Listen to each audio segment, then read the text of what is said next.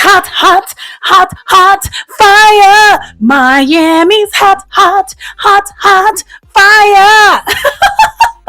Hello. Welcome back to my channel. It's your girl Sharon, aka the Melanin Nostalgic Runner. And we are back for another review of The Real Housewives of Miami. And this is season 7. And the episode's called Miami Goddess. And before we get into it, this was a pretty good episode. I wasn't as triggered. I was annoyed though. And Gertie, we're going to get to you, girl. This is the time where you need to stand on business, but I saw previews for the next episode and it looks like she's kind of standing on business. But the problem is it's kind of. You need to call a thing a thing. But anyway, we're going to get to that. We are going to get to that. But yeah, like I said, it was a pretty good episode and we learned more about Stephanie.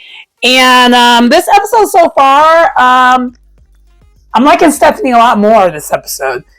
Because she called one thing out that I've been wanting someone to call out for, 7 seasons now. She finally did.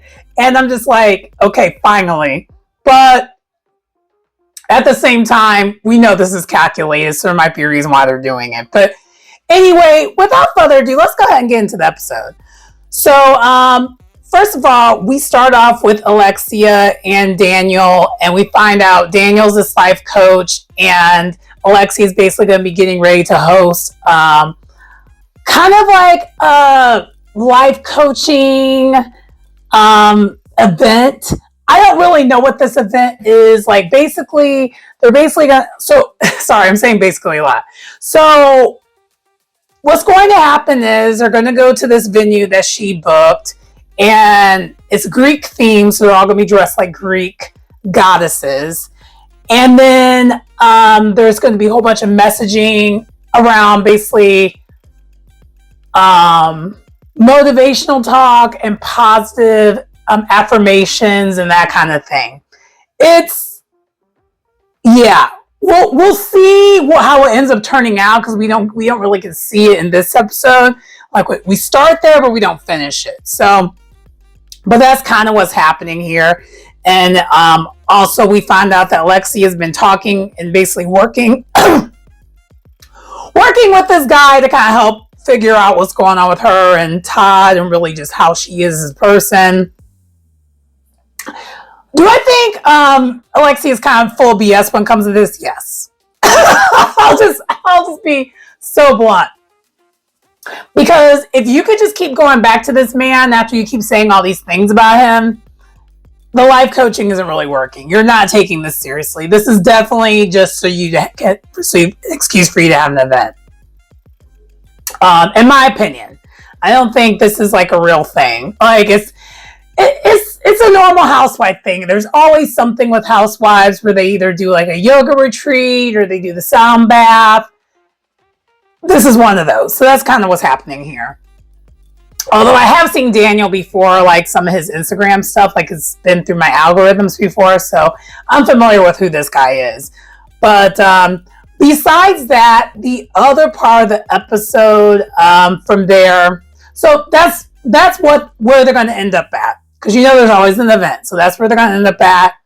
Let's move on from there. Okay, so then next we see like a little bit of a montage of all the ladies kind of getting ready. I don't know if it happens here a little bit later. It happens a lot in the episode where there's some montages because the other focus of this episode is the other housewife, which is Miami. That's the key and the gag when it comes to a lot of these Real Housewife shows. And walk with me here. The city is the other housewife. That's a part of the allure of the housewives. The city is the housewife. It kind of makes it where you want to like visit these places. You want to be part of the scene of it. At least to me. For me, that's kind of one of the reasons why I like watching the show because it like honestly, for example, I'll give you an example. Real Housewives of Salt Lake City. Do you think I ever had the desire to go to Utah prior to watching that show? I did a little bit for running purposes, but like actually staying and wanting to like hike and all that stuff, I didn't really get more involved with it until watching this show. And if anything, it made me, I enjoy the idea of even maybe going there during the winter months. I would think I would like it, but just the way that show is filmed, it makes me want to actually visit Park City and in Salt Lake City, just for how beautiful the snow looks. Even though I'm not a winter girl, I live in the Midwest. I live in Chicago where the winter be wintering. So I don't really like it, but the show makes me feel that way. So that's kind of the example of what I'm leading with when I say that. But anyway, so the other star of this show, Miami, the other reason I brought it up is because a lot of this episode is about getting ready for the hurricane. Because these girls film the Real Housewives Miami during hurricane season. That's usually when the season is, every time. So they're trying to get ready for the hurricane. We see Jody and Lisa talking about getting ready for the hurricane, even though their house, and they just moved to that place. And so there's, she's talking about, is there hurricane insurance at this place? And I would think if you live in Miami, you would have hurricane insurance. I would think that would be a type of homeowner's insurance you would have in general. I mean, but maybe I'm wrong. I don't know. Anyone who lives in that area or live in an area that's very, that gets hurricanes regularly, let me know if that's a thing or not, where you just have to get that. That's part of your special premium you have to get for having a house or whatever. Let me know in the comments. Okay, so then the other thing that's talked about is Lisa's talking to Jody about how the other ladies treat her because of her basically. It's kind of still the aftermath of how all the other ladies treat her like she's a doormat and she's this, she's that. And Lisa is very self-absorbed. Okay? And this is what we have always known about Lisa. But I feel previews of the next episode and the beginning of this and the end of this episode, they are saying she's narcissistic, even though it's not that. She's just self-absorbed. It's not the same thing. As someone who's actually dealt with someone who's a little bit more narcissistic, she's not that. I can tell you she's not that. She has some narcissistic traits, which being self-absorbed is one of those traits, but that's kind of her main thing, is she's just very self-absorbed and kind of dense. And yeah, I'm gonna leave it alone after that. I don't want it to come off like I'm insulting her, but I'm gonna say it. Lisa, to me, she gives beautiful gowns, very surface, which can also be kin to being a little ditzy. But the thing is, she doesn't really know it. She doesn't know that she's ditzy. So it's kind of you know what I mean? It's giving that she's that. And I'm sure it has a lot to do with her background of not really having a male figure in her life, aka her dad wasn't, her and her dad's relation. One thing I've noticed, at least when it comes to this season, especially because there's been a lot of talks about the dads and whether the dads are in their life or not, you could kind of see the aftermath of what that does to someone.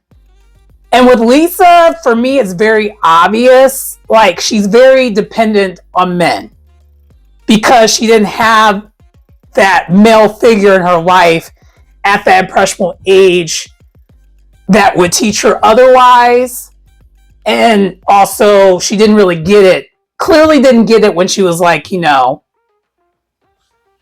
the impressionable age where she should have had it. So it makes her where now she's very dependent. So I guess I kind of want to harken back to what Larsa said last episode about how Jody's a user. No, Jody's not a user. Lisa's a user. Lisa, and not really using him, but she's very dependent. That would be the better word. She's dependent on Jody.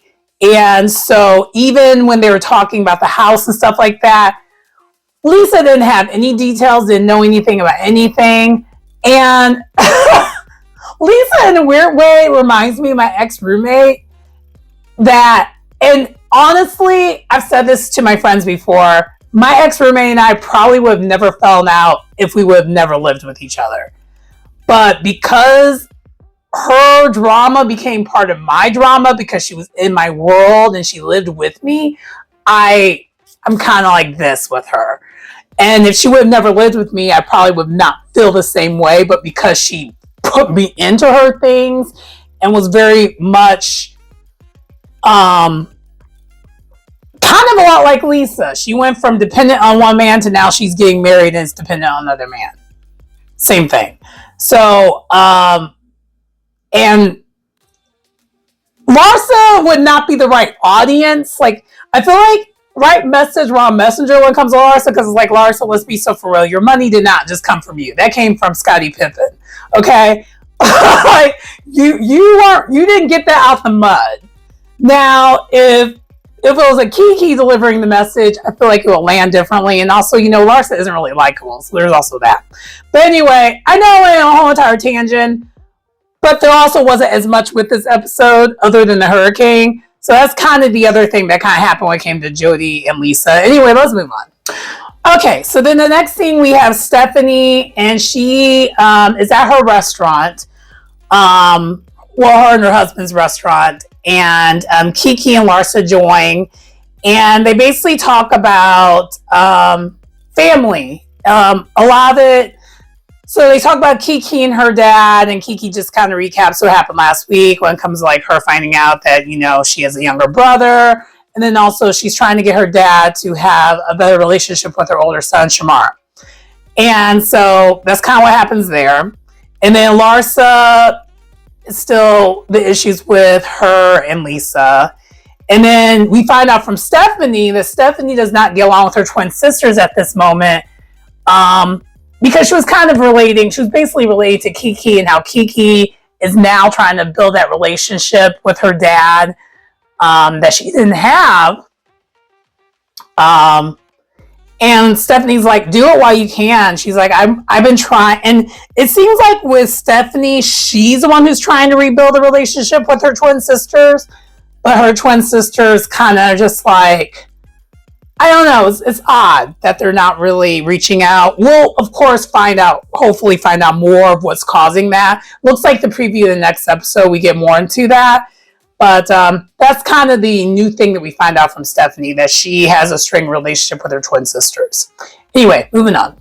So basically, the one and only solo scene that we get of Adriana is Adriana getting ready for the hurricane. And then she's talking about how usually with the hurricanes, what's deadly isn't the hurricane, at least in Miami, it's the coconuts.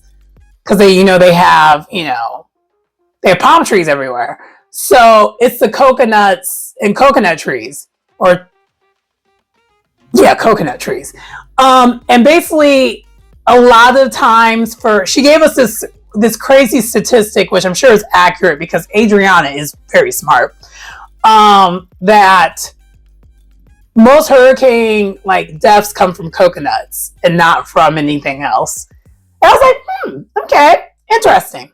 All right, so then. And then the other solo scene that we get briefly is Marisol and Steve. They're getting ready for the hurricane as well. And they're worried because they're in a glass house. Like, a lot of the ladies' houses, they're pretty. They look nice. Big and small. There are a variety of sizes, but they look really, really nice. But all of them, to me, doesn't look like they'll be okay when it comes to a hurricane. And a lot of them seem to have coconuts around their house and stuff, like coconut trees and all the different trees, because where they're at. I'm sure they're going to be there. So that's the other thing that kind of happens here. And then we also see briefly as Stephanie and Julia are both getting ready for the hurricane as well. They're FaceTiming each other and they're talking about what Julia needs to do to keep her chickens safe, because Julia has a farm. Okay, anyway. And then we also see Gertie. Gertie's also trying to get ready for the hurricane as well. So a lot of this is very hurricane centric. And then we fast forward the hurricane didn't really hurricane. They just had a really, really bad rainstorm and like it passed through. Thank God. So like everything was all good. And so no one really had any major damages. Like just a lot of rainstorming. And then we see Jody and Lisa again, you know, as things are going. And then we also see, that's what we found out from Marisol Steve, that it passed through. And so it was all good. They didn't really have that much damage from the storm. All was good. So then the next scene that we get is from Alexia and Gertie. They meet up. And my feedback when I saw Alexia and Gertie meet up is Alexia is kind of one of the only people in this group that's kind of okay with Gertie at this moment, other than Lisa. And, and Adriana. But like from the clique side that is, you know, kind of like on Julia's side of things, Alexia seems to be the only one that's kind of okay with Gertie. And so Alexia, I feel like Alexia is not the right person for this, because Alexia is one of those judgmental type of people. So basically the only way where she can see your point of view is if your point of view is her point of view. That's it. And so as Gertie's trying to tell her side of what's going on, they're kind of just talking over each other. It's just like literally the two most stubbornest people on this cast, just going like, because Gertie is very strong-minded and very stand-on business usually. And so she was just trying to get her point across, but like but Alexia just was misunderstanding her. And it's just and that's kind of the overall thing that's going on with a lot of the people in the group. Now, I think Julia does. I think Julia is I don't see it for Julia. We already know that. I'm done with her. I'm never going to be cool with her again. I don't see it for her. I think what we saw last 2 weeks was the real her. And even this week, we still see it. That's the real her. She's not a good person. Like, she does this fake, thing that she does, but that's not real. That is her pretending. Her being vile and doing what she did, that's the real her to me. And with Alexia, this is just one of those things where I just really, really wish Kiki was an ally and like and would help out. But because Kiki has her own agenda and isn't really her friend either, Gertie's it's just staying misunderstood. And honestly, even when Alexia and Gertie were talking this time around, because Alexia sees her side of it, like as far as like the drink throwing, because that was out of hand. Like, I think everyone was very obvious on that wasn't cool, that was out of hand. But the part that's missing, and because Gertie is speaking from emotions and not really speaking with full logic, and I think that's what is not clicking when it comes to a lot of the girls, especially and Alexia. Alexia is like, if it's her emotion, she's an emotional person. But when it comes to everyone else's emotion, she thinks everyone should move with logic. That's the kind of girl she is. Like, it's very obvious to me that's the type of person she is. So, and also, if it's not her side, she's not going to see it type thing. But I feel like if Gertie would have approached this conversation slightly differently, like, don't dim your light. Don't change your personality. That's not what we're saying here. I think with what Kiki was saying is change your personality, dim your light. But I think in this particular conversation, what would have maybe translated better is literally explain to Alexia the nuances of a drink getting thrown at you is not the same. It's different when you're a black woman. A lot of things hit differently as a black woman and in the black community as a whole. Like, getting a drink thrown at you, for one, is assault, number one. And number two, is a form of disrespect. It's like a major form of disrespect. Like, to me, that's equivalent to like, you might as well punch me in the face. It's the same thing, but you didn't even give me enough respect to even do that.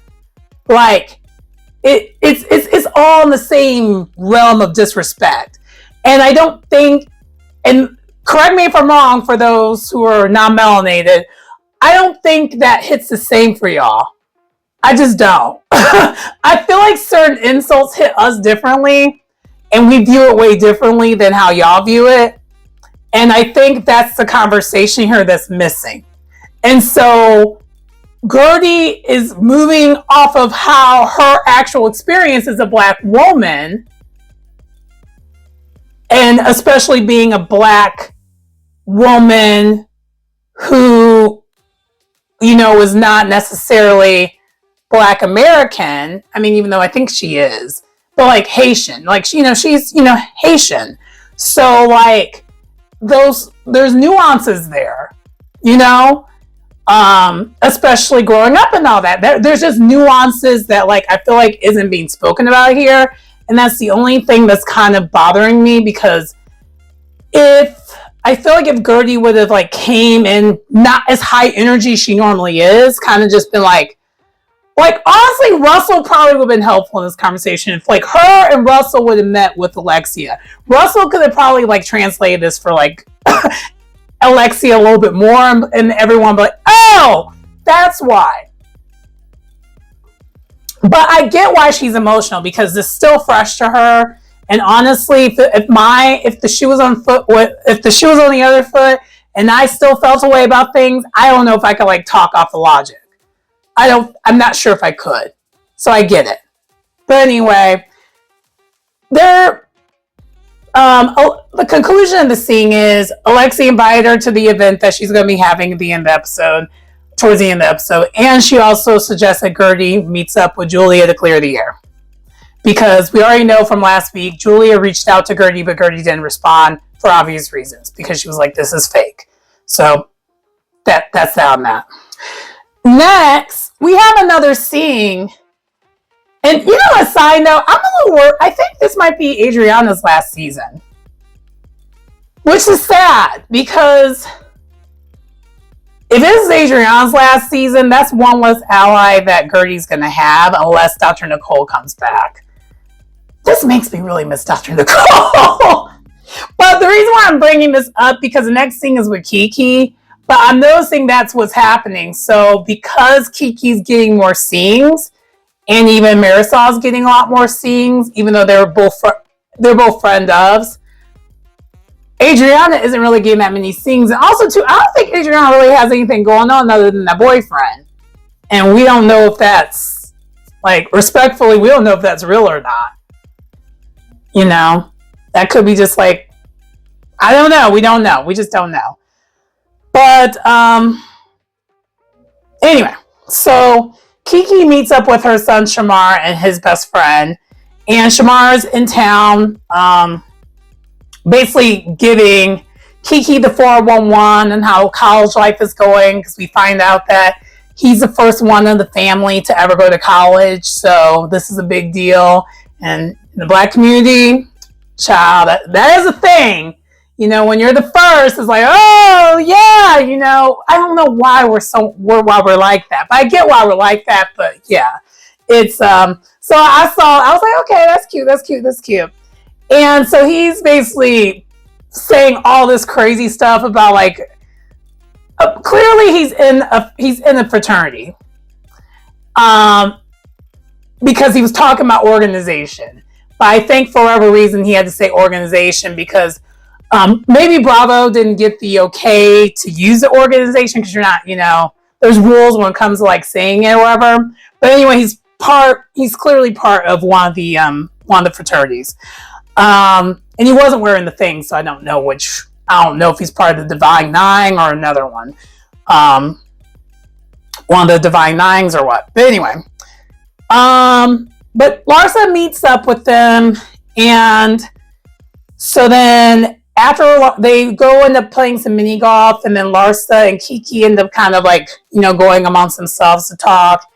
And Kiki just, shares with Larsa, her nervousness of getting her dad, to make sure he reaches out with her son. because we find out in Haitian culture, and really a lot of cultures that are non American cultures. Honestly, it's even Southern Americans is a thing. Like, I feel like in a lot of cultures, it's you as a child is the one who's obligated to reach out to your parents, not the other way around.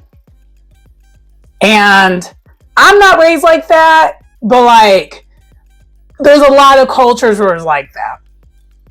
And so she's just sharing that with it being kind of tricky because Kiki's pretty Americanized. Kiki's more like on the side of the parents should reach out to you, which is more of an American thing versus like, in Caribbean culture, according to her, it's the other way around where you as a parent, you as a child should be the one who's always reaching out to the parent. But in this case, it's a little tricky because, we know that she didn't talk to her dad forever.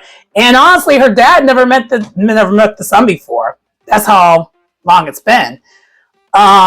So they're talking through that, and that's kind of all that happens here.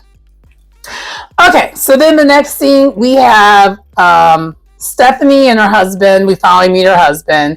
And her husband is, he's older, but he doesn't give older energy. He definitely gives the more youthful one. And she kind of gives like the old crotchety, like it's a reverse of energy. And even she admits it. So, but they're looking at their property just to double check to make sure there's no hurricane damage. One of the rental properties, because they own I guess the whole building, and they're just trying to make sure everything's all good. And then we also find out that her husband has a very soft spot for animals. So apparently he rescued 2 animals during the storm, and has it staying in one of the model suites. And Milton, I think, is the name of one of the dogs, because he named the dog after the hurricane. And Milton did a number in that bedroom, and I would have been grossed out. Apparently, because the husband's instructions were the dogs were supposed to go into one of the model suites where there's no furniture. But this one had furniture. And that bed, ew. The dog pooped on the bed and peed on the bed. Nastiness. And so Stephanie was, of course, irate, because clearly Stephanie is definitely the more type A of the two. And so I could kind of see how they work. It was cute. It was nice to meet her dad. I said her dad. Child. He is old enough to be her dad, but her man, her husband. Jesus. That was a Freudian slip. Anyway, let's move on to the next thing that happens here. Okay, so the main thing that really happens this episode is Julia and Gertie, they sit down, they talk. And I was very irritated by this conversation, and Julia did not really take much accountability. And she demanded an apology from Gertie, and really there was no reason for Gertie to apologize.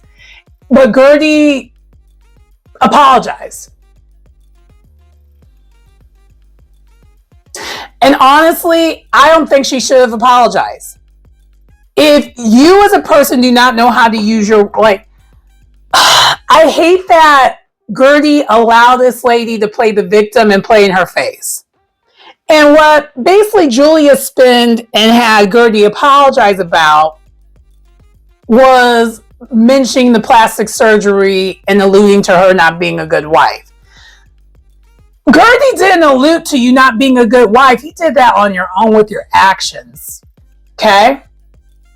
Her putting it out on Front Street, because apparently, according to Julia, I said that to you in confidence. Well, you brought a lot of things that I'm sure was supposed to be in confidence out to the whole entire group. So once the gloves are off, the gloves are off. And you already were making the beef happen. You were making fetch happen when it came to this beef. So you can't, once you start it, you can't be mad how I finish it. And it's like you act like that happened after, like you act like that's what started the beef. And that's why I was so annoyed that Gertie even apologized, because I was like, Gertie, she's acting like that's what started her beef with you. She already had an issue with you, and she hasn't taken any accountability or ownership to any of that. She barely apologized about throwing the water at you. She didn't apologize for standing over you, pointing her finger, and doing all the other things. She didn't even apologize for that. The only thing she apologized for was throwing water at you. All the other things were just as disrespectful. And honestly, worse than you just cutting her like this with words. Just because she doesn't know how to read a bitch is not your problem. And honestly, that's kind of business I would have stood on. So I'm like, so you're doing all this offensive stuff and this passive aggressive stuff, starting a beef and saying you have an issue with me a year after something happened, and until the cameras come on, and you want me to apologize for how I responded to you doing that shicey type shit? If you don't get out of here with that, why am I apologizing? That would have been me. I'm like, I'm not apologizing for a damn thing.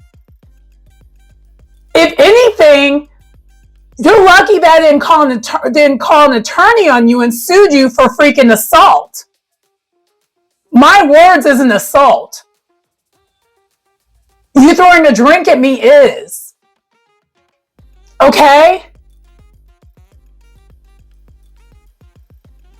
You so worried about hunching everyone else and paying attention to everyone but your wife, and maybe handling your business and maybe learning English a little bit better. Oh, child, sorry. I want to read her to death. Gertie, get behind me. Because you didn't handle your business the way you should. Get behind me, Gertie. I got you. Like, I'm just so irritated that Gertie apologized to her, because she didn't deserve no damn apology.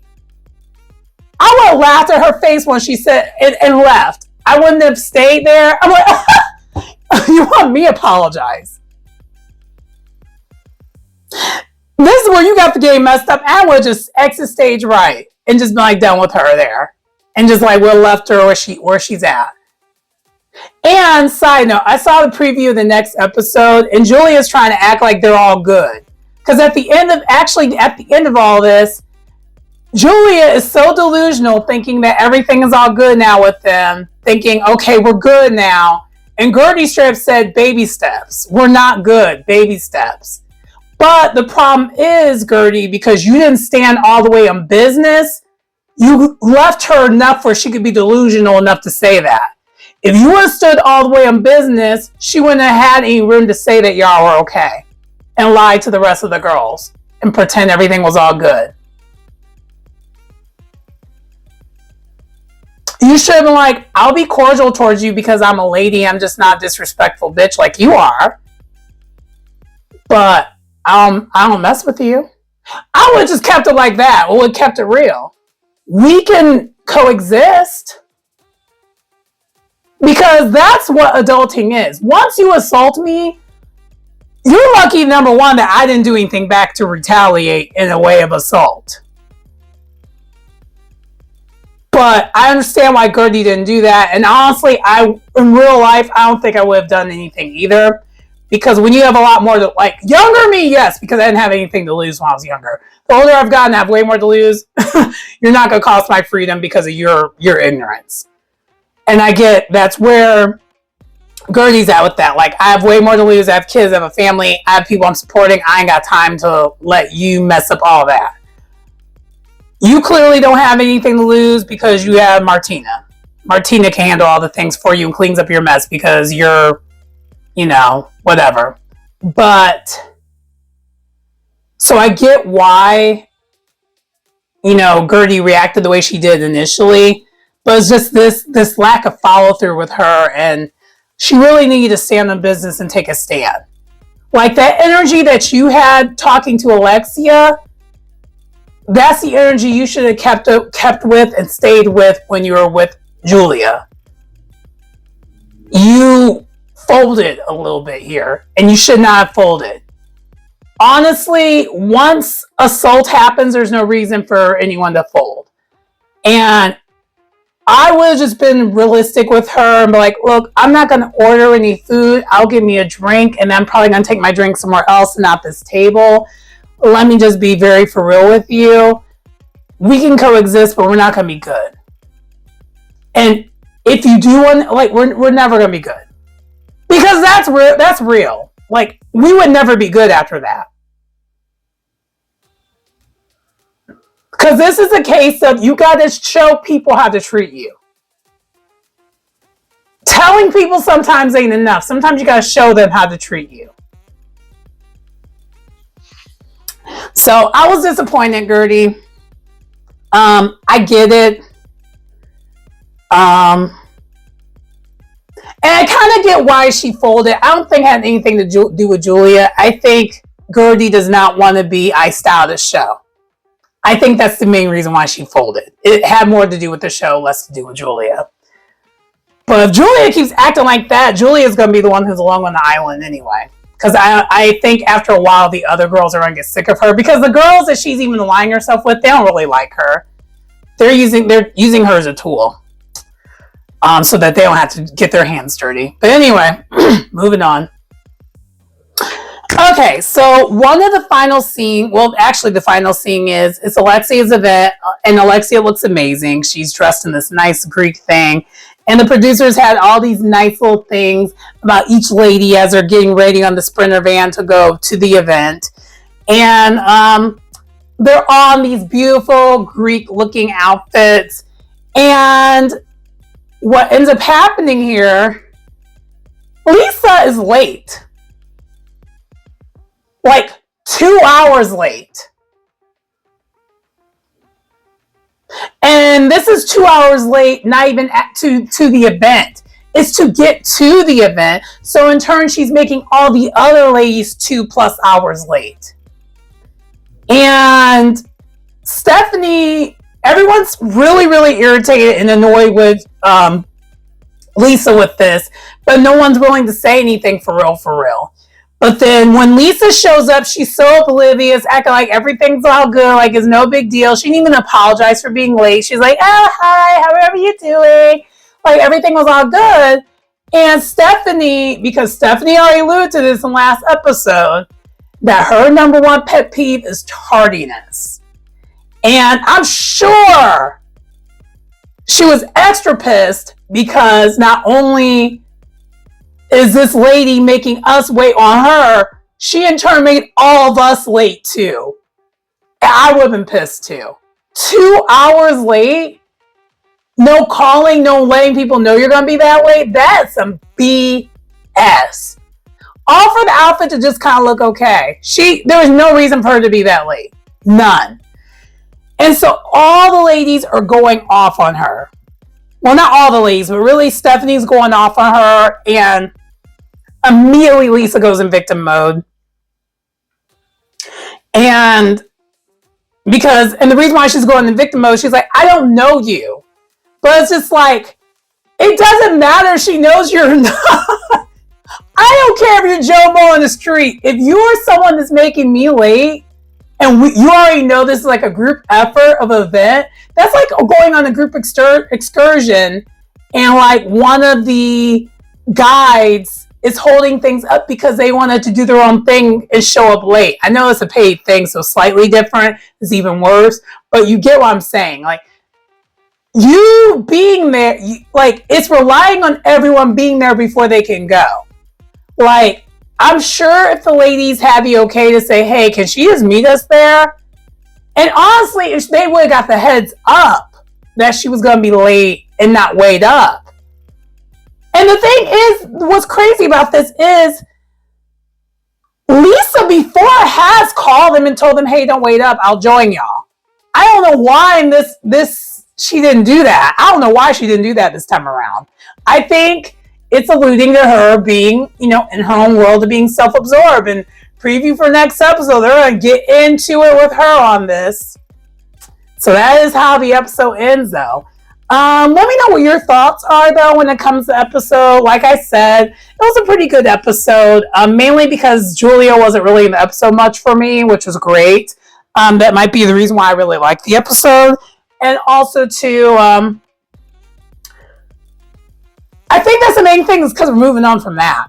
And I guess the other thing that I was not really okay with when it came to the episode, I was disappointed in like just Gertie's lack of follow through when it came to like how everything turned out. But anyway, that's neither here nor there. But that does conclude the episode. Please like, comment, subscribe to the channel if you get anything out of the content. It's your girl Sharon, aka the Melanin Nostalgic Runner, and I will see you next time.